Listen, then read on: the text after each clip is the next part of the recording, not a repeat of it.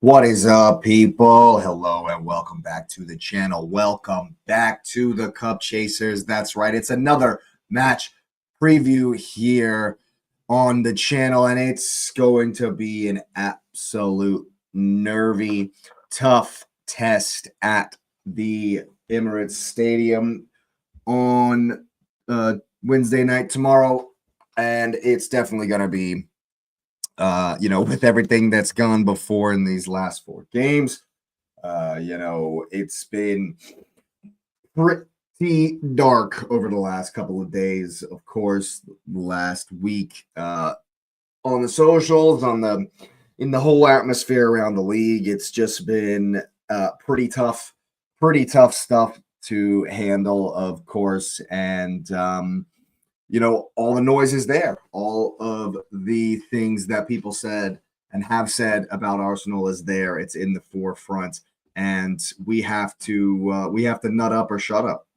That's straight up what it is. It's time to either accept that everything that has been said about this Arsenal team is true, or it's time to bounce back and punch everyone in the mouth and say, nope, we're not going down like that. We're not going out like that. That will not be the legacy of this team. And this week is what decides it. This week will be so incredibly massive in how Arteta's legacy is shaped, on how this group's legacy is shaped, on how these past 5 years will either make or break us. We've come to a crossroads, as I've been saying in the last few shows. We're at a crossroads for Mikel Arteta. We're at a crossroads for this project. We're at a crossroads for this team, this club. And it's time to prove that we are not what everyone says we are. It's time to prove that all the bottlers stuff is bullshit. It's time to prove that we're still here. We're still in this, no matter what's gone in the last couple of weeks. It's been tough, but it's now time to stand up and be counted. So go ahead and smash up the likes on the video, people. I certainly appreciate it. Like, share, subscribe, all that good stuff, of course. Get the notification bell on, do all the housekeeping, all that stuff. You know what time it is, of course. I certainly appreciate everyone that is here, everyone that will watch this on the replay. I certainly appreciate all of that. Of course, your interaction does help push the channel out to new viewers. And so let's get right into this one, man. Of course, the first thing to think about is who's going to even be fit, who's going to be there, what's the lineup going to be like, how are we going to approach it based on the personnel. And I'm scared. Not going to lie, I'm very scared that I saw a report. It was on an aggregator account that I think chats so much bullshit that it's hard to believe they can even move around in the office because they're shoveling so much bullshit. Football London, no problem calling them out. They have put out an article saying that there was no Rice, no Timber, no Odegaard or Saka in the training, whether that was this morning or yesterday.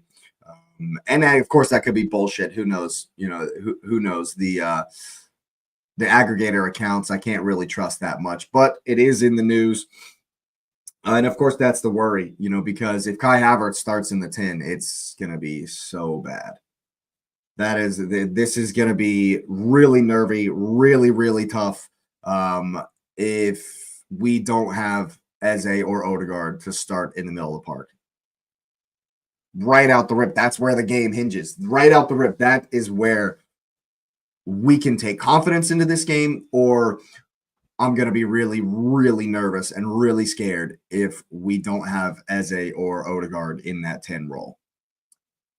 I'm telling you right now, if Kai Havertz starts in the 10 role, it's going to be a long day. What's up, Lumen? Thanks for always being here. Hope you're well.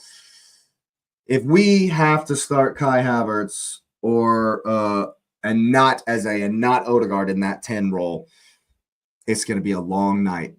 It's going to be a long night because we're just going to be defending. It's just going to be straight up haram ball, like Arteta's been accused of, straight up park the bus. There's going to be 4 double-decker buses right in front of the goal. But if Odegaard starts, if Eze starts, we might have a little bit more control. But if Kai Havertz is starting in the 10, there will be zero control.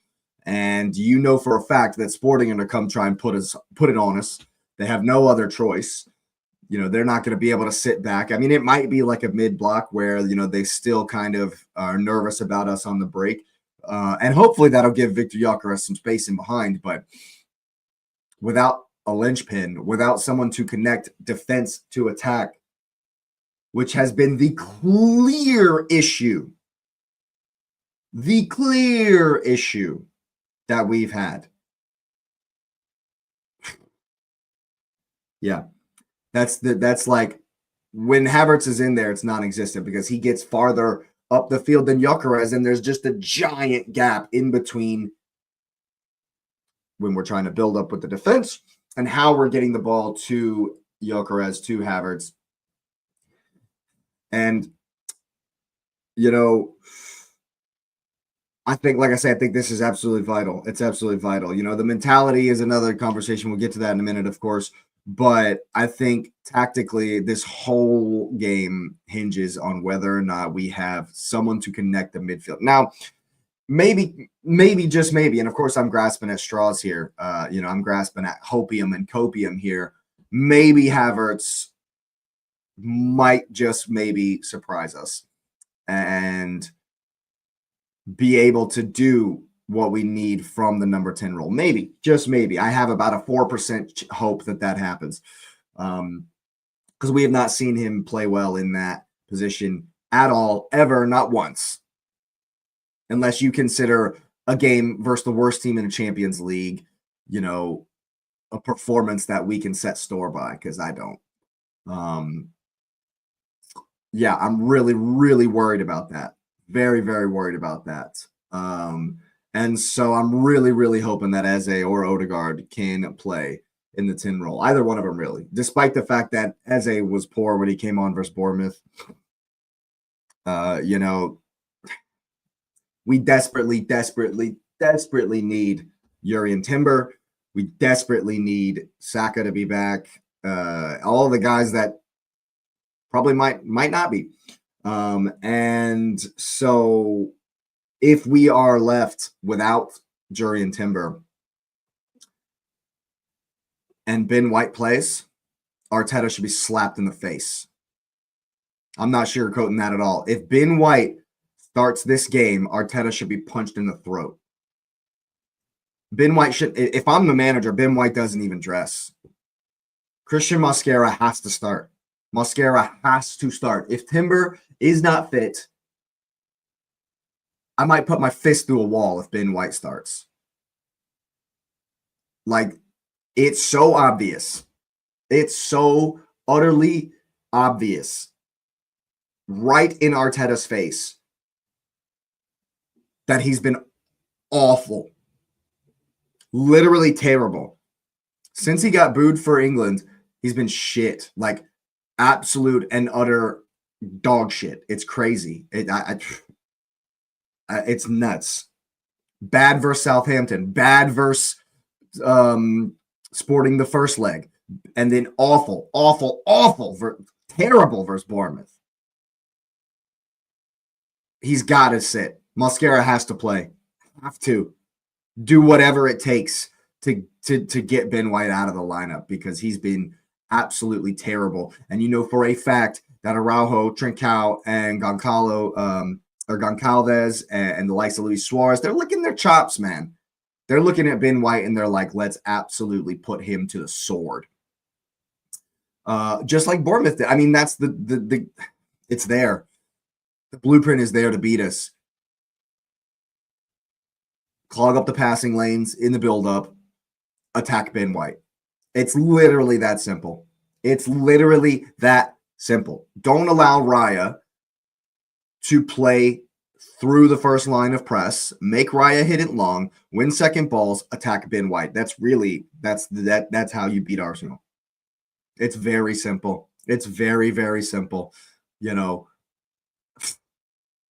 And the fact that Mikel Arteta has yet to realize that is absolutely crazy. It's doing my head in.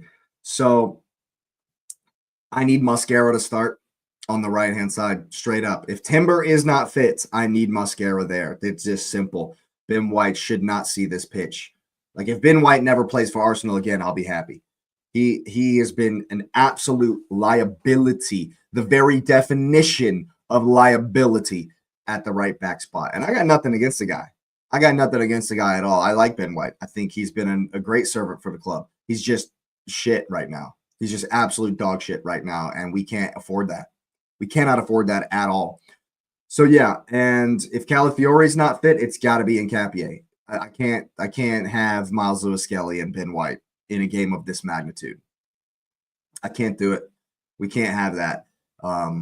It'll be a long, long, long day because Sporting are at least going to try to put it on us. They're going to at least come at us a bit more than they did in Portugal because they have to.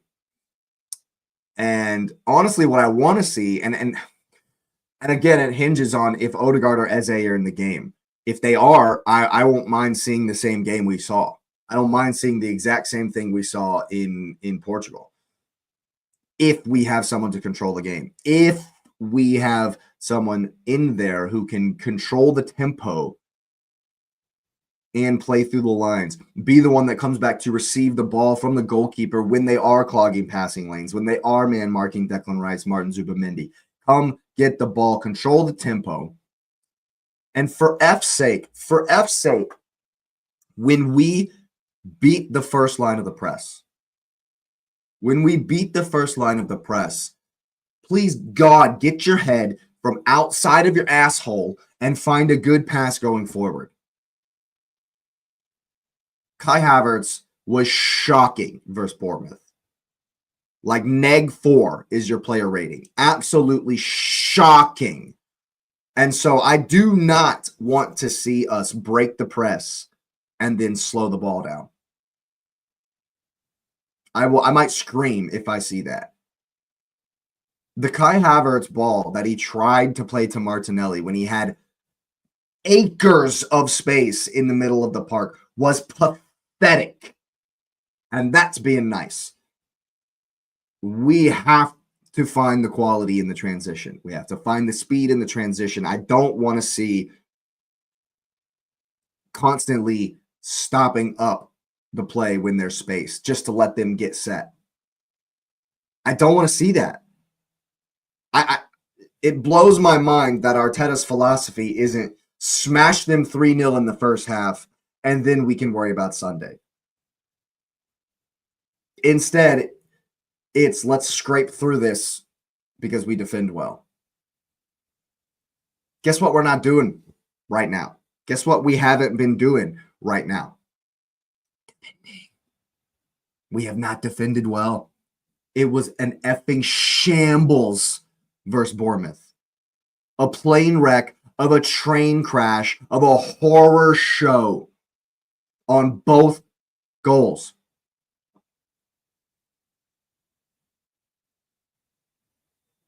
We cannot let the crosses in. We cannot lose second balls in the middle of the park. That's why I need Mosquera to get close, because Ben White never gets close in any one-on-one duel. It's the most infuriating thing I've ever seen in my life. I don't know who told him that when you're 1v1 with somebody who's got pace, give them 1.5 yards. I don't know what it is, but I don't want to see him on the pitch. I need Mosquera because he's a much better defender right now. And we absolutely, if we're going to try and control the game and control the tempo, I still think even if we're doing that, we need to attack the space. We have to go into the space when it's there instead of playing a shitty ball to Martinelli to run onto who can't get there, or stopping up the play and going backwards to gain 30 yards of territory and then let them get set again. That's just, we're sacrificing so much to have control of the tempo. We're sacrificing so much going forward to not get hit going the other way. And at the end of the day, that comes down to mentality. That comes down to philosophy and style. And where does that come from? Where does that come from? From the dugout. It comes from the manager. And so this game and this week is all on Arteta. It's all on your shoulders, man. It's all on your shoulders. This is make or break. Are you a loser? Are you a bottle job? Because right now, that's your legacy. Right now, that is our legacy. That is the legacy that Arteta has given to Arsenal in the last 5 years. And while I think that's a little bit unfair, because I do think that Arteta has done great things at the club and he's brought us back to competing, he's gotten us back to being in and around it. And he deserves, the plaudits for that. But right now, your legacy is that of you're a loser. Right now, the legacy is almost FC.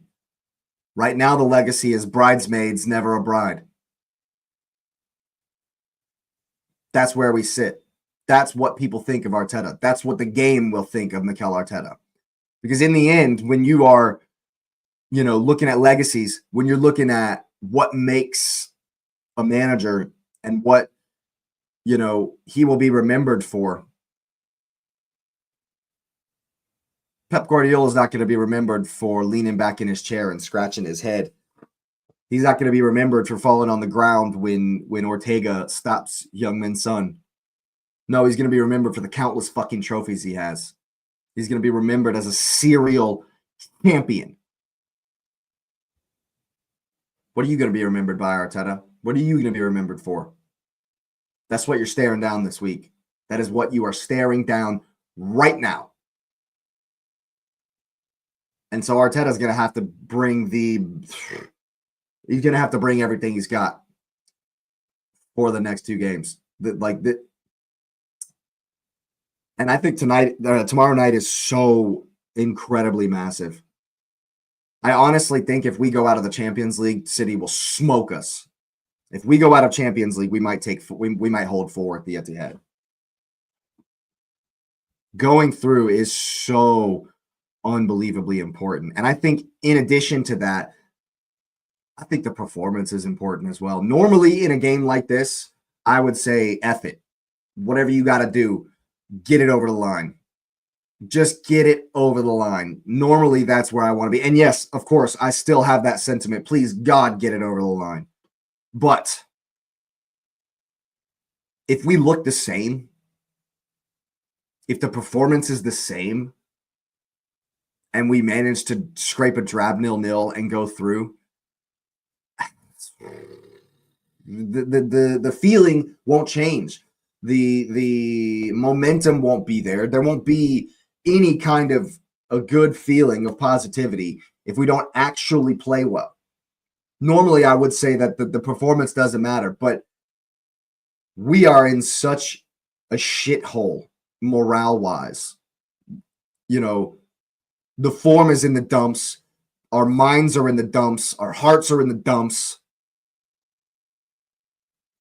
And I get it that, there is a responsibility from the crowd to back the boys and to have, and to make noise and to make it an intense atmosphere for our rivals and not necessarily project nervousness onto the team.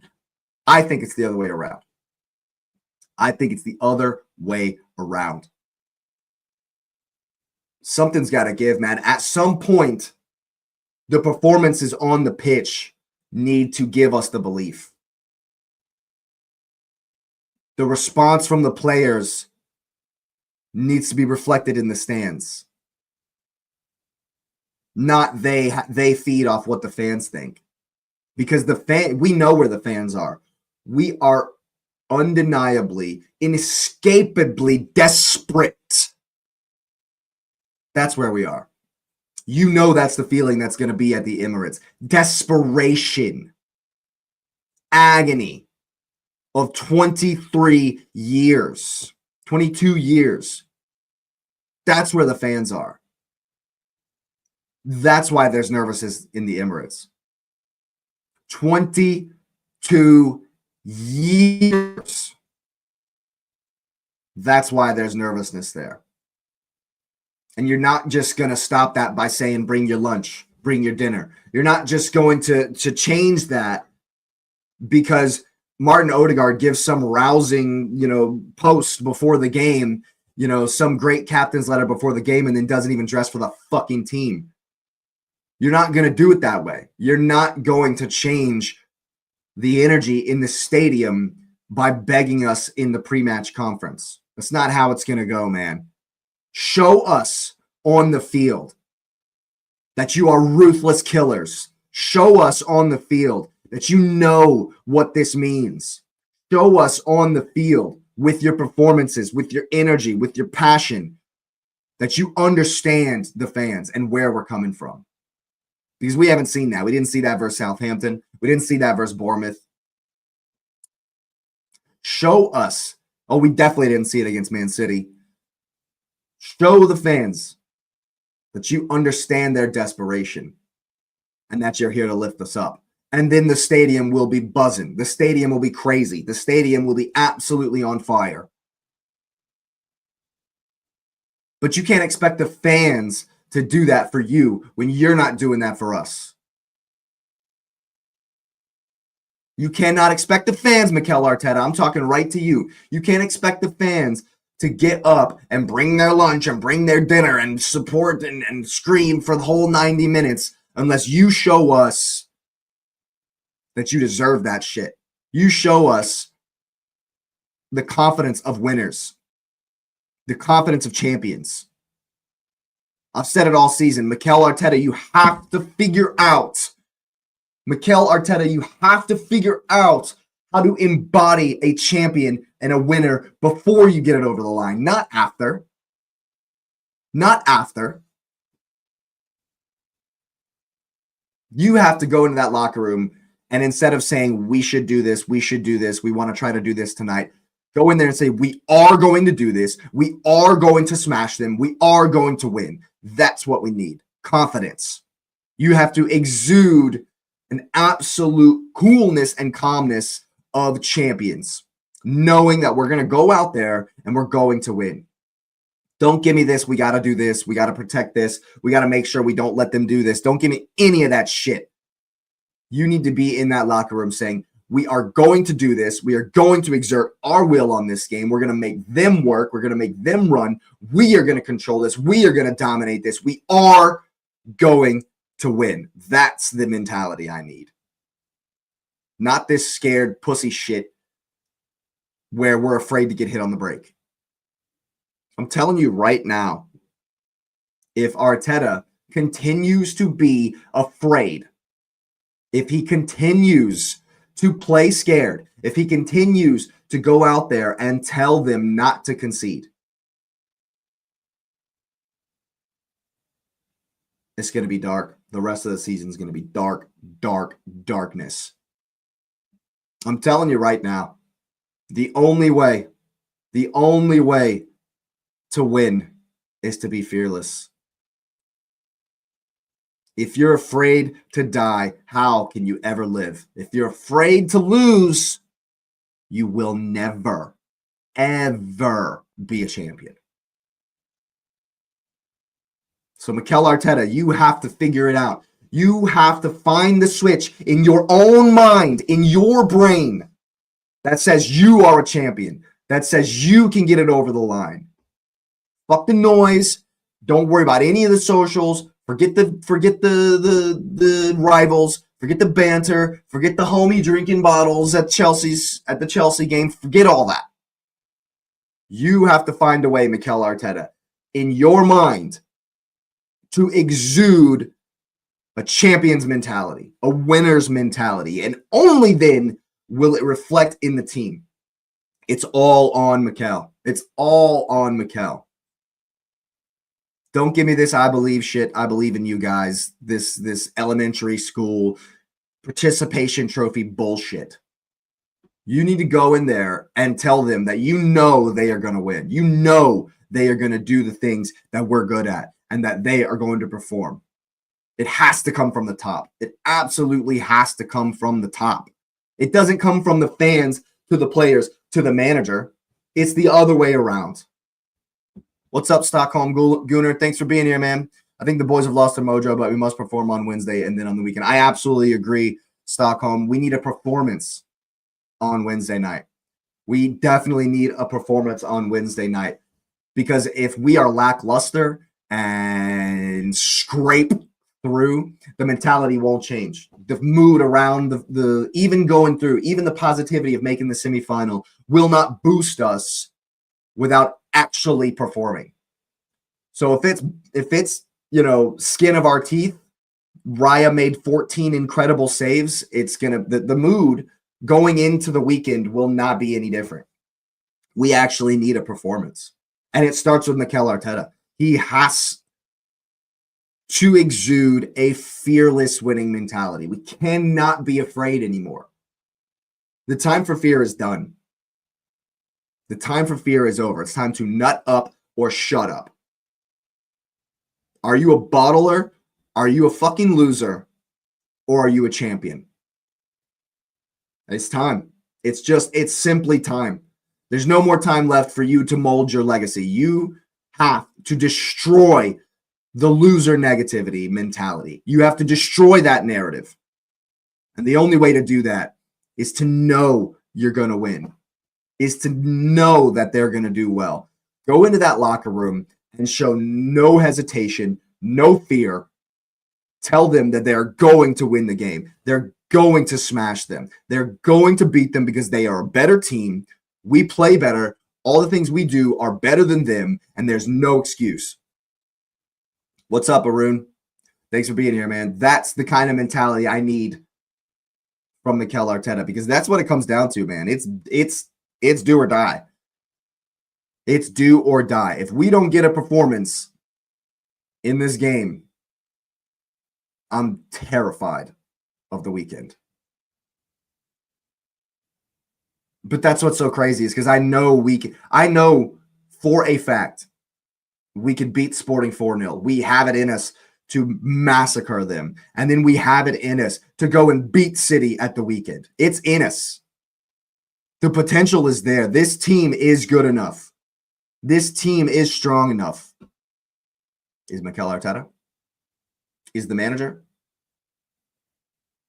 That's the question we're asking. That's the question that will be asked. And the answer, I think, is going to determine Arteta's legacy.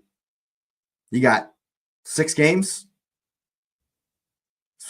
8 or 9 games if we make the final. You got a month and a half to decide your legacy.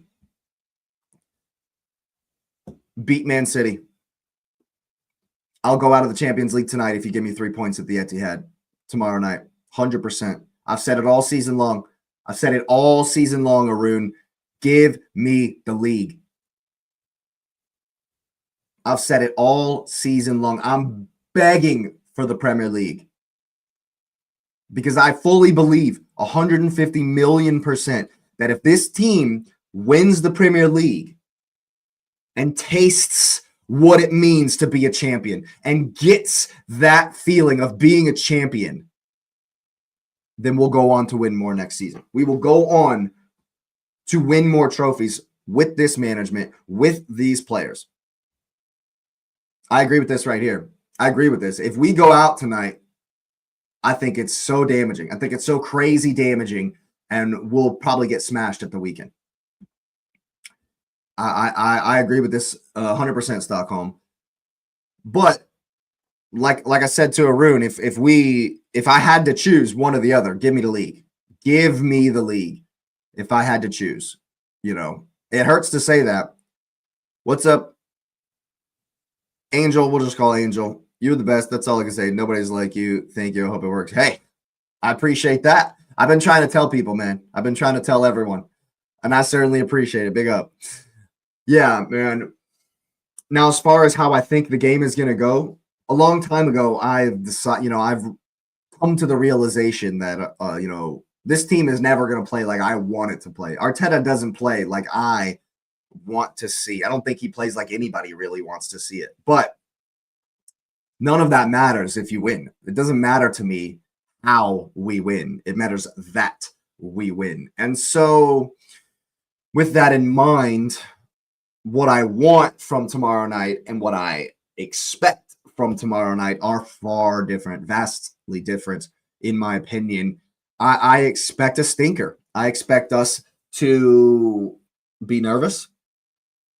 I expect us to play not to lose, because that's Arteta's philosophy. That's his whole game management style is based around not losing. I think if we weren't ahead, it'd be different. It'd be a little bit different. But because we are ahead, I think we are going to sit in. We're going to absorb their initial pressure, hopefully, and then grind our way into the game and just pass them to death. I wouldn't be surprised if we see the same game.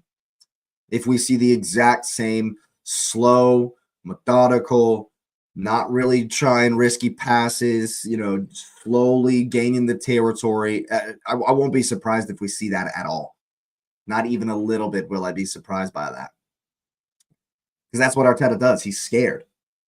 I want him, as I've said in this already, in this show this morning, I want him to set that to the side. To be like, look, forget it.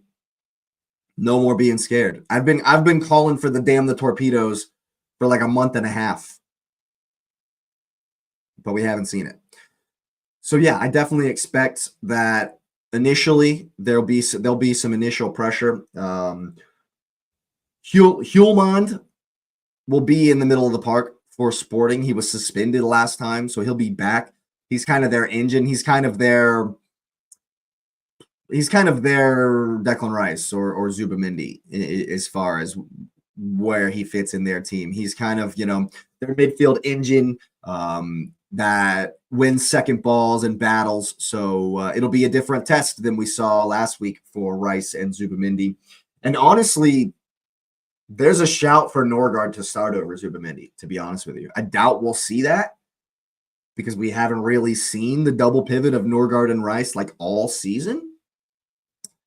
But there is an argument to be made. I don't think that anyone's going to make that argument to Arteta, because what we've seen from Arteta is a stubborn willingness to stick with shit that ain't working. And Zubamendi he's been flagging for a month. He's looked tired. He's kind of been a passenger in games. He hasn't really been able to have the effect that he's had earlier in the season. And what that is a result of is the fact that Arteta has refused. We have not seen Norgard and Rice play in the double pivot even once. Not even once. And that's why Zuby's dead. That's why Zuby's dead on his feet out there, man. Because he's had to play like all of the most important games he's had to play. Like every single one of them. Because Arteta just flat refuses. So let Norgard, who, when Norgard does play, he plays the 6 by himself. So why does it not make sense to have him play the Zubamendi role, the supposed deeper role? I just don't get it. So there is that argument to be made, but I don't think Arteta's it's gonna fall on deaf ears. He's not gonna listen to that at all, So I think Victor Gyökeres is going to be incredibly, incredibly important to this, especially if we don't have Odegaard or Eze. If Kai Havertz starts in that 10, Victor Gyökeres is going to be so massive, because we're going to be lobbing balls in. We're going to be hitting long ones. Without Eze and Odegaard, we're not able to play through the lines very well. Kai Havertz isn't amazing at linking the defense to the attack. So Gyökeres is going for the first ball on the long balls. His runs into the channels are going to be so important for us to be able to get up the pitch, for us to have possession high up the pitch. Because as much as I want us to press really, really high and get in their face, because that's what we're good at, there'll be nervy moments. So I'm not sure how many times we're going to win the ball high up the pitch.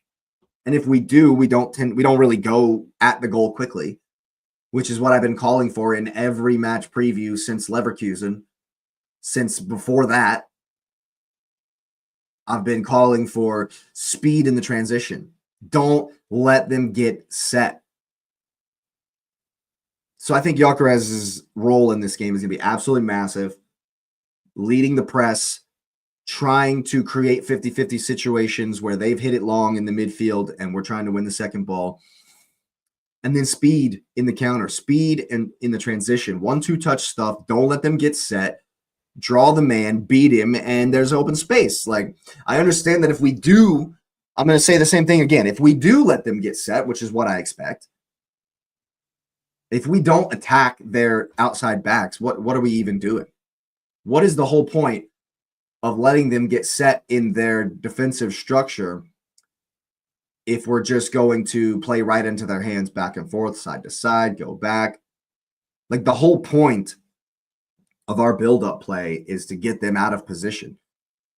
And how you do that when they get set is by taking on your man, is by beating the outside back and going to the byline, cutting it back, or beating the outside back and actually getting in a decent cross. I'm looking at you, Martinelli.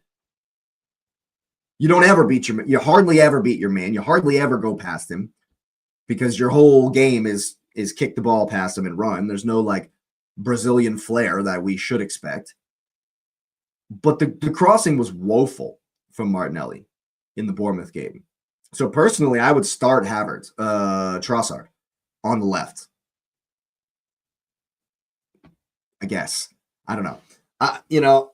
And let Martinelli come in and finish it. But if Martinelli starts, you have to take on your man. You absolutely have to. Look what happened for the goal versus Sporting. You beat two guys, not just one. He beats two guys and has space to get in a good ball. But when he beats his man to the byline and tries to cross with his left, it's a disaster. It's a disaster. So if he does beat his man on the outside back when they are set, you got to drive the post. Stop trying to dink it to the back post because you're shit at that. Drive the post and cut it back. It's going to be tough. This one's going to be tough. And I know that Sporting are definitely going to bring some energy right out the rip. We have to match it. We have to drown them with our energy in the very beginning. Personally, I would want to see us come out like a house on fire and press in their face. No time, no space at all. But I don't know if we're going to do that. It's tough to call. It's tough to say because while I've been calling for Arteta to dispense with the cowardly nonsense, he hasn't. And, you can respect a man for sticking to his guns. You can respect a man for, stubbornly persisting with what he believes is our best attributes, is the way we play, is how we are best platformed. You can respect a man for sticking to that if you win, if it works. And so Arteta, he's definitely gone past the point of no return. He's definitely in a space where you have to prove that you're a winner or you're gone, man. You've brought us to this precipice. The way he plays puts you on a knife edge, puts all of us on a knife edge. And the margins are so razor thin, so ridiculously razor thin. Then that's why it's so nervous. That's why it's so nervy. That's why it's like, Arteta comes in the press conference. You got to bring your dinner, bring your lunch or whatever, man. You gave us this nervousness. He's the one that put us in this nervous situation. And so he's got to pull us back out of it. So, yeah, I think this game definitely hinges on if we have a midfielder, if we have a creative midfielder. And David Raya is going to have to make some more saves. I guarantee it. But at the end of the day, it's all on Arteta. And it's make or break time, dude. It's absolutely make or break time.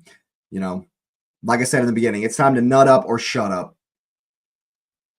Simple as. I really appreciate it, people. Make sure you're liking the video. Make sure you are subscribed to the channel if you are new. It would be an absolute honor and a pleasure to welcome you to this community. We are on our road to 500 subs. It does help push the channel to new viewers when you hit that subscribe button. So I would be absolutely honored for you to do that. I appreciate you being here. Of course, make sure you got the notification bell on as well. We will, of course, be doing the watch along tomorrow. Not certain about watch alongs today, but if you got the notification bell on, you will know exactly when we are live. And we will, of course, be live tomorrow night with your regularly scheduled programming, the Cup Chasers podcast with Nez. Hopefully, Asif will be back from his sickness as well, and we'll be able to get the whole panel on for the live discussion tomorrow night. So make sure you are locked in. I appreciate everyone that's been here, and you. See me next time.